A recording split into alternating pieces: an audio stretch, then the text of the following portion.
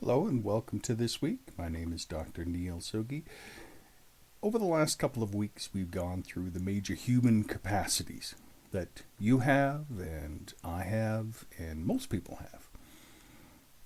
have, which is the ability to learn what is around us, to learn lessons from life, to remember things, to sometimes forget things.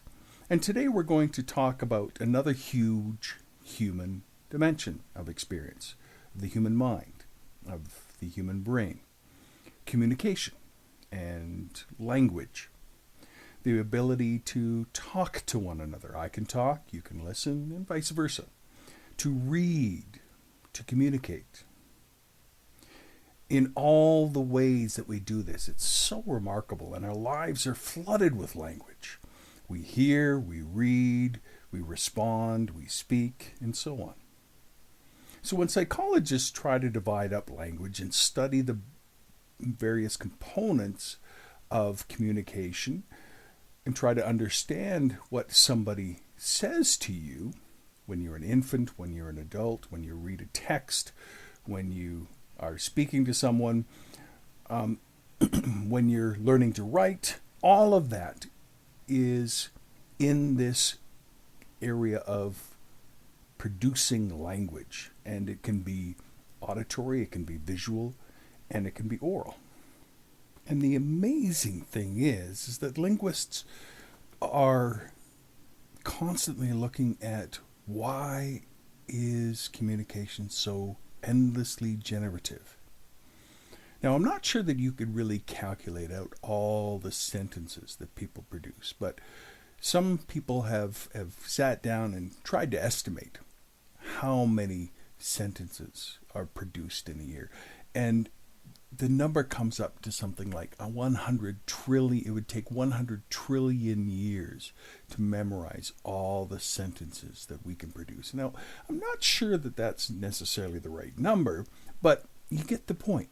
There's a lot.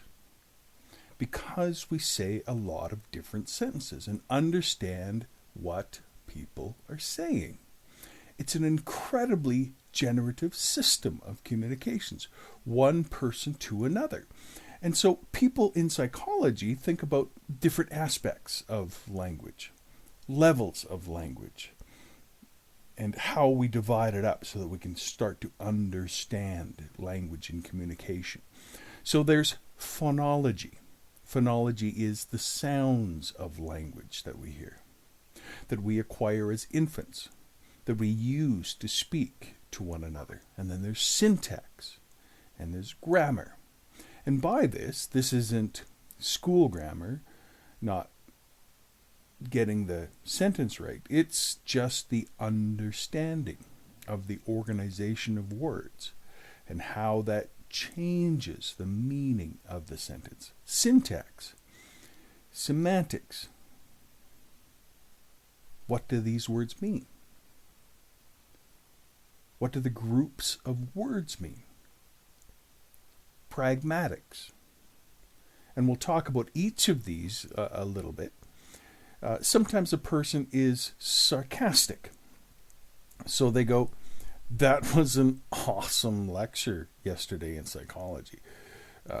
Somebody could say that in 100 trillion years, and you go, yeah, right. So that's the pragmatics versus the semantics. Then, of course, it's not just sentences. We have whole discussions. And another aspect of language we'll just touch on a little bit today is emotional comprehension and production. The tone somebody speaks in, the tone we produce are also informative. So there's many aspects of language. And we'll start with the most basics, phonology. So phonemes are words that people use to describe the building blocks of speech sounds. So boy versus toy are different by one phoneme. Phonemes are the building blocks of the sounds of language. Humans use about 100 phonemes across languages, but any given language only uses a subset. And this has really interesting consequences. Of course, a language could only exist in the world if you could understand these phonemes. Phonemes that are understandable aren't going to be a part of anybody's language. But different languages, for historical reasons, have ended up using different subsets of phonemes. And we'll get back to that a little bit later. So when we're babies, for about the first 6 months of our lives, we're universal learners. We know all the phonemes and respond to all of them. As we become native language speakers and listeners, we become only good at the ones that are used in our language. And our ability to even recognize the ones that are not in our language disappear. You can get back some, but the older that you are, you never get it back fully. So we're universal learners at birth, but we become enslaved to the language that we are native speakers of and listen to within months of birth. Now, English has about 45 phonemes. So it's more than the number of the letters that we have. Some people can get confused a little by that. Letters are not phonemes, just to be clear. But they can represent different phonemes. So, hot and cold. The O sound in hot and the O sound in cold are different sounds, same letters. That's kind of what I mean by that. So there's many more phonemes, even in English.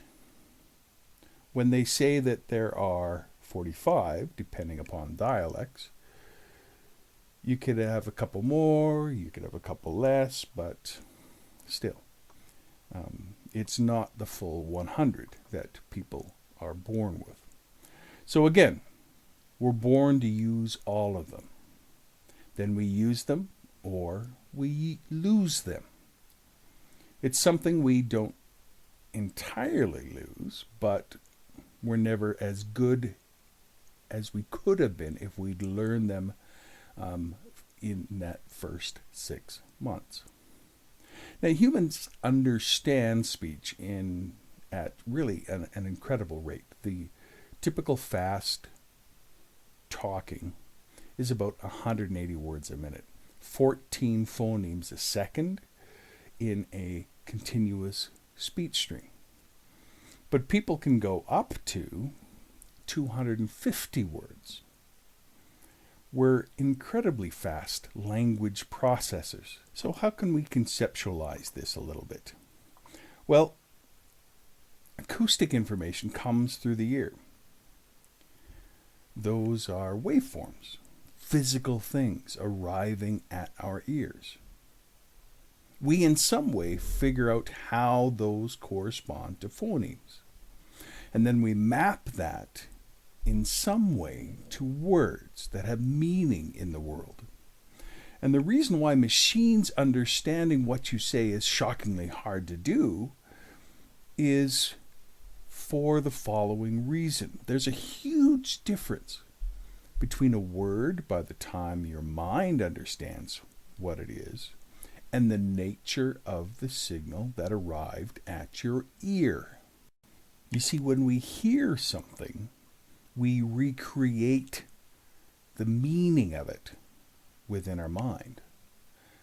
And so when this happens in audition, when we receive that sound wave, what gets to your ear is incredibly impoverished, and the rest of your brain has to brilliantly reconstruct what it heard and assign its meaning.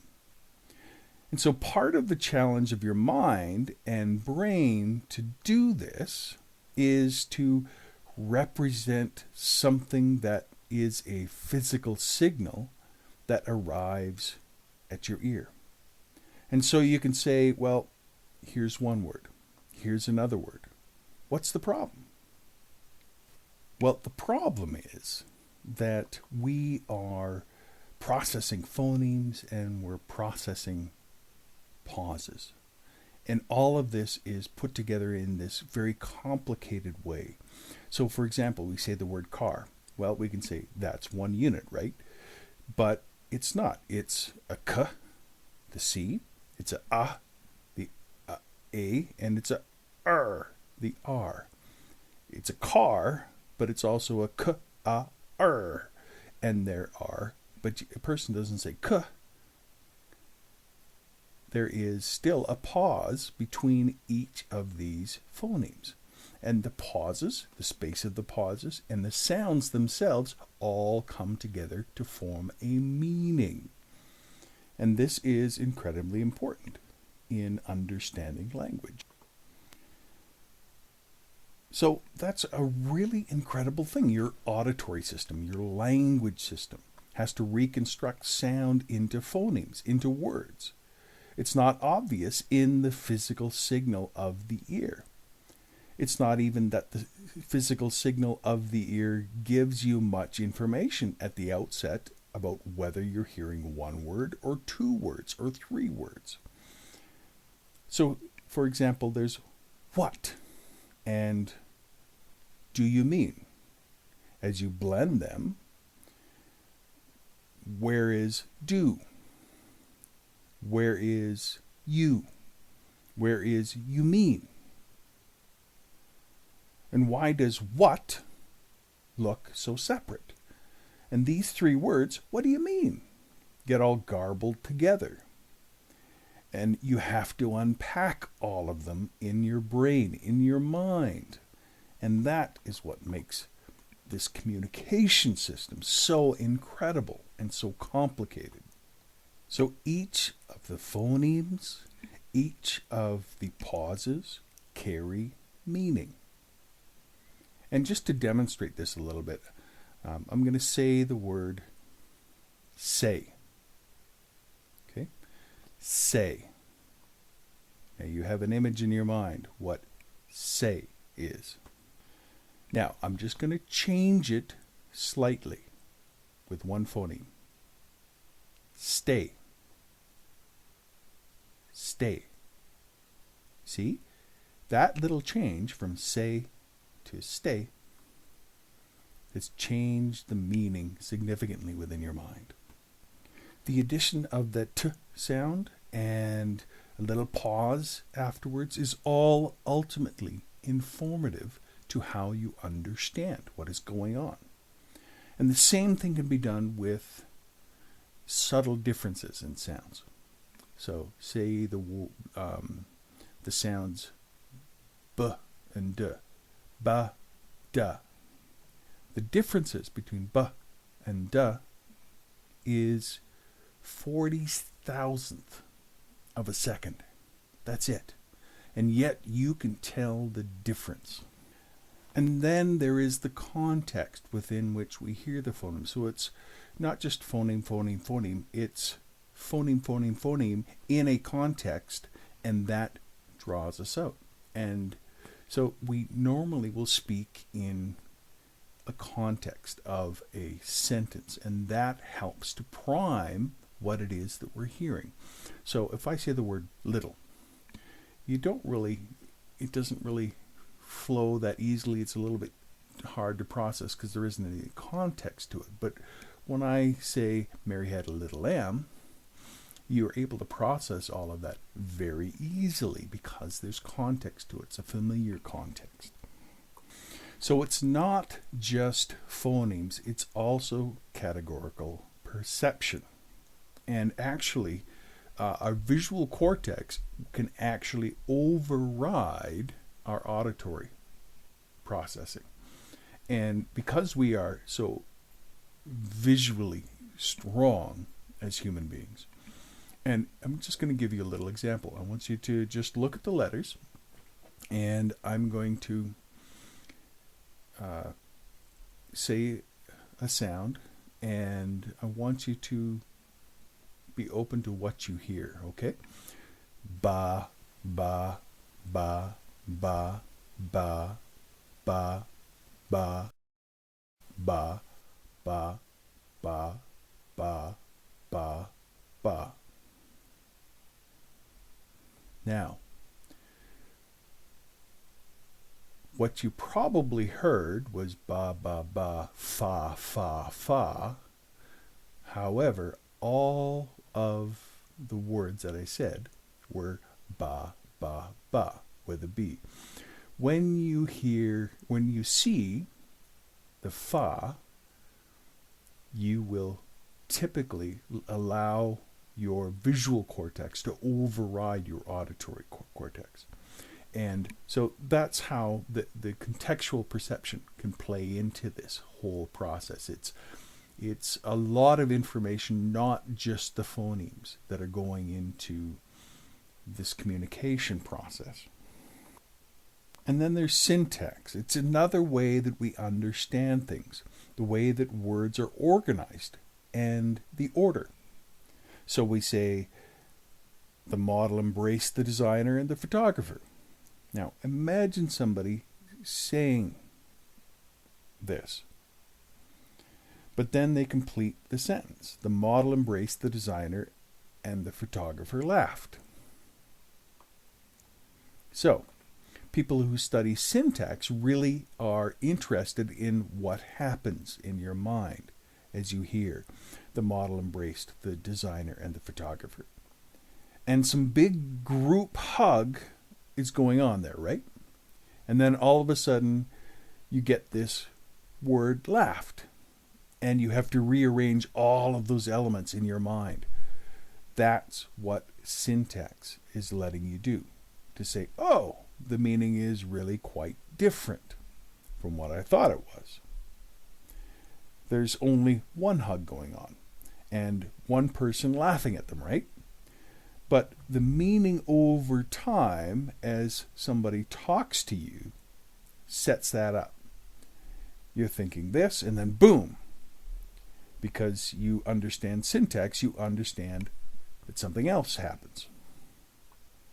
And then there's semantics. And semantics are kind of more straightforward than how we usually think about them.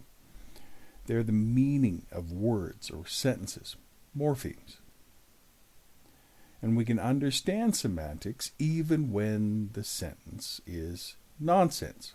So, for example, colorless green ideas sleep furiously. Now, that's a famous example.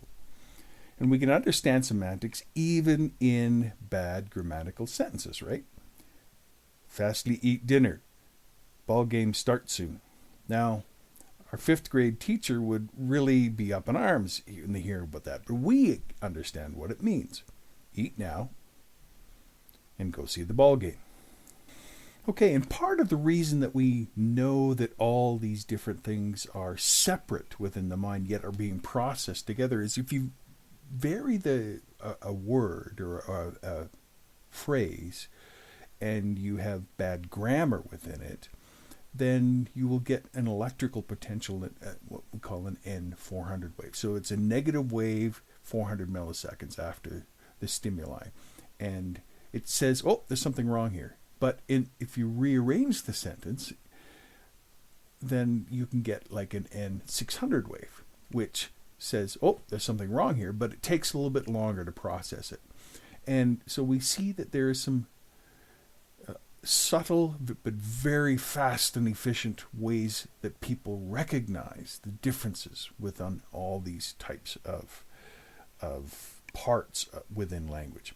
But let's go on and talk a little bit about the overall communication. How does that work? What's the brain's basis of communication? And so we'll talk a little bit about the brain basis of language. And we've talked a little bit about that, but there's an area known as Broca's area in the left hemisphere that when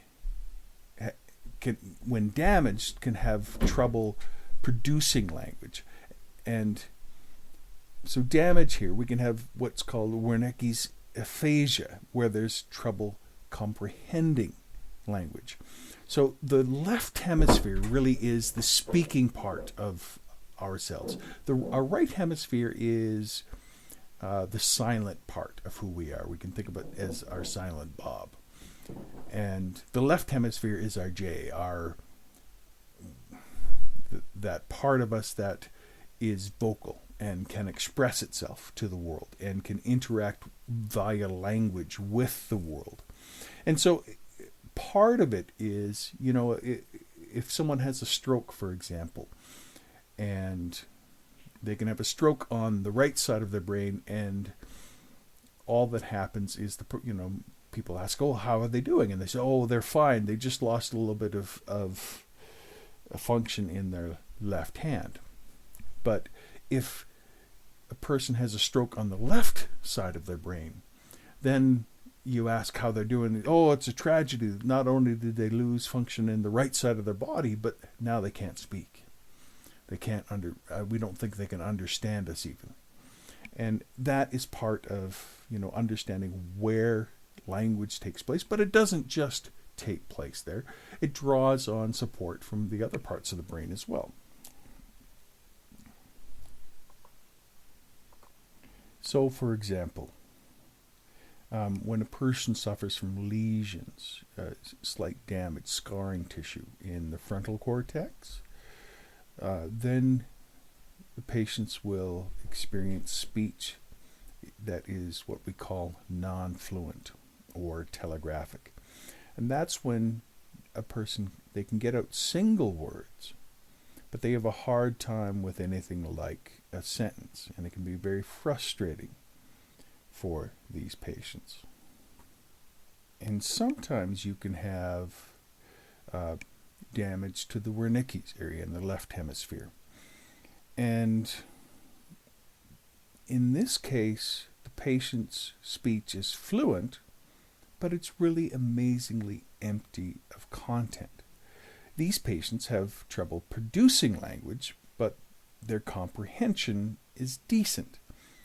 These patients produce speech pretty well, but their comprehension not so much. So they're mirror opposites. Now, with Broca's area aphasia in the left hemisphere, if there's damage there, then it isn't just that they can't process the language. The language becomes almost absent. And so there isn't the ability to process language in any way. And that is very unfortunate. So just to clarify a little bit of what I've been talking about, there is Wernicke's aphasia. And the Wernicke area really is the area if you touched your left ear, just up and back a little bit from your left ear is Wernicke's area. And if there's damage there, then you have what is called Wernicke's aphasia. And that's the ability to grasp the meaning of spoken words and sentences really is impaired. But the ease of producing connected speech is not affected.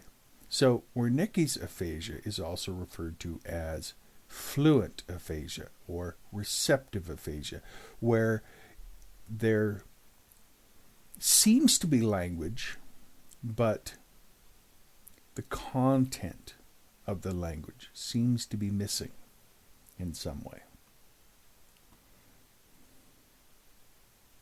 By contrast, strictly speaking, Broca's aphasia, and the Broca area is if you were to take your left ear slightly forward of your left ear and above your left ear is where the Broca's area. If there's damage there, then you experience expressive aphasia, also known as Broca's aphasia. And it's a type of aphasia characterized by partial loss of the ability to produce language, either spoken or written language. And although it is possible that comprehension can remain intact. But the ability to express is inhibited. So there is no effortful speech, for example. And so there's a significant difference between Wernicke and Broca's aphasia, and that indicates that there are some specific areas of the brain that process different parts of language. Now let's take a little bit of time and close out this lecture talking a little bit about language acquisition. So one of the most amazing things about infants is they go from 0 to speech in just a couple of years and go through an unbelievable training and program of development. So what happens here? Really, in the first 2 to 3 months, they perceive all phonemes, but they notice changes. And so as they experience phonemes in their environment, those phonemes that are not being used seem to die off, and the neuronal connections there are lost over time. And in observations, we see that by 6 months, they start to ignore distinctions among sounds that are not used in their language. In other words, other language sounds. They start to babble, in some way getting their speech ready to go. And by 8 months, they start to identify single words in a speech stream. In a year, their babbling becomes more adult-like sounding. But a little bit after that, they get up to about 50 words in understanding.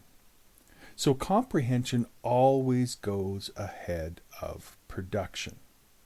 Children understand words before they can speak them, but they're lagging. Here comes a speech, telegraphic speech, short sentences at 2 years, and then, finally, pretty complete speech, in many ways, by the age of 9. So it's a long, long process, learning approximately 10,000 words by the age of 6. And that's a spectacular learning curve. When they do experiments on infants where they measure things like preference or learning by sucking rate on a nipple, because they can't talk, they try to figure out what is the infant hearing.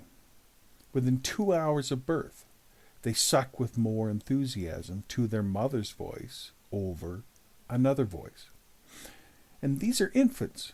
They're at their first visit to their mother. And already you have a signal within the experiment that they might have heard their mother's voice in a certain way within the womb, but they have already picked up by day 3 that they prefer language to many other sounds, like music. Now we come to love music, but that's not the urgent business for an infant. By 4 days old, they start to notice the differences between languages. And this is absolutely amazing. The rate of learning for an infant actually is quite mind-boggling. And by 2 months, they can tell subtle distinctions of 40 milliseconds of information. And then they develop a continuingly strong preference for sounds of their native language. So with this, what we learn is that phonology, including the production of language sounds, seems very fragile. Phonology is easily learned when you're young and becomes harder when you're older. Grammar also seems to be age sensitive. But if we're talking just about learning about meaning or vocabulary, then you're perfectly fine when you're an adult. That does not seem to show something like a sensitive period. And so there are some significant things that we need to keep in mind. We need to keep a child exposed to language at birth and for those first few months. It's better to expose children to proper language rather than to silly baby sounds, because the comprehension always precedes production within children. So it's better for us to be communicating to them as normal language rather than the random baby sounds that we sometimes use. And we'll stop there for today.